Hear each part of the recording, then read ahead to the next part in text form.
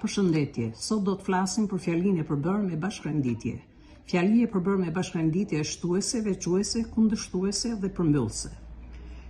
Pjesët e fjalisë e përbërë me bashkërenditje shtuese lidhen me këto lidhza: e, dhe, edhe.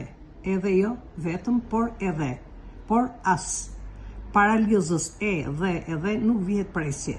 Para lidhëve të përsëritura, dyshe vihet presje. Veçueset. Pjesët lidhen me lidhët veçuese, ose, a, apo, ose, ja, o, do. Para lidhëve, ose, a, apo nuk vihet presje. Para lidhëve të përsëritura vihet presje.